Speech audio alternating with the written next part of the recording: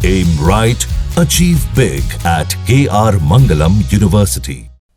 और आरएसएस ने एक बार फिर से संविधान के प्रस्तावना से समाजवादी और धर्मनिरपेक्ष शब्दों को हटाने की मांग की है। आरएसएस महासचिव दत्तात्रेय हसबोले ने संविधान की प्रस्तावना से दो शब्दों समाजवादी और धर्मनिरपेक्ष को हटाने की जोरदार वकालत की है।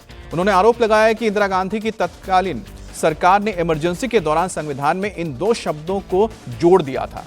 जब देश में मौलिक अधिकारों का हनन किया जा रहा था, देश में ना संसद थी और ना ही न्यायपालिका। इसीलिए अब समय आ गया है कि जब संविधान से इन दोनों शब्दों को हटा दिया जाए और मूल रूप में संविधान लौटे। आपातकाल के दौरान भारत के संविधान के प्रस्तावना में, प्रियम्बल में दो शब्द जोड़े गए हैं। हम सब लोगों को मालूम है सेक्युलरिज्म और सोशलिज्म के, वो प्रस्तावना में नहीं थे पहले। प्रियम्बल शाश्वत रूप से है। क्या सोशलिज्म के विचार आइडियोलॉजी के नाते क्या शाश्वत है भारत के लिए? सेक्युलरिज्म का शब्द भारत संविधान में नहीं था, प्रस्तावना में जोड़ा है। विचार में होंगे सेक्युलरिज्म के, बाकी गवर्नमेंट पॉलिसीज में है, स्टेट पॉलिसी में है, वो अलग बात है। तो इन दो शब्दों को प्रस्तावना में जोड़ा। बाद में इसको निकालने के प्रयत्न हुआ नहीं है।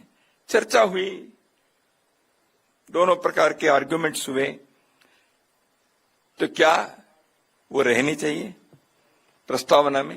ये विचार होना चाहिए। बाबा साहेब अम्बेडकर ने जो संविधान बनाया था उस के प्रस्तावना में ये दो शब्द नहीं थे। तो इसके उद्देश्य क्या है, विचार किया जाए।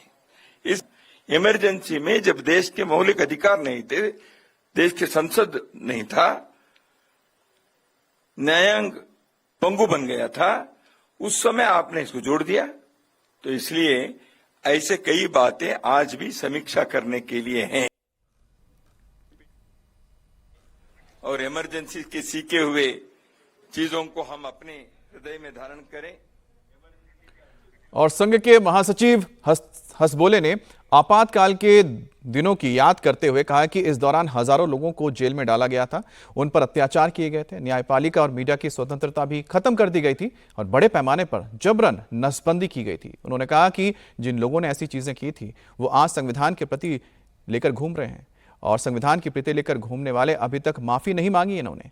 उन्हें अपने पूर्वजों की इन गलतियों के लिए देश से माफी मांगनी चाहिए। आज संविधान को प्रति लेकर घूम रहे हैं तो उनको बताना पड़ेगा, भाई आज तक आपने इसके बारे में हिंदुस्तान के लोगों के सामने क्षमा नहीं मांगी, माफी नहीं मांगी है। मांगना पड़ेगा उनको। क्यों नहीं मांगते? आपने 1 लाख से अधिक लोगों को जेल में डाला, 250 से अधिक पत्रकारों को उनको जेल में रखा, मौलिक अधिकारों का आपने हनन किया, 60 लाख भारत के लोगों को उनके स्टेरिलाइजेशन करने के लिए उनको मजबूर करके किया। इसी दिल्ली में क्या हुआ हम सब जानते हैं। जुडिशरी की स्वतंत्रता को आपने समाप्त कर दिए। ये सारे करने वाले लोग देश के सामने माफी मांगी है भी। आपने पूर्वजों ने किया तो पूर्वजों के नाम से माफी मांगी हम।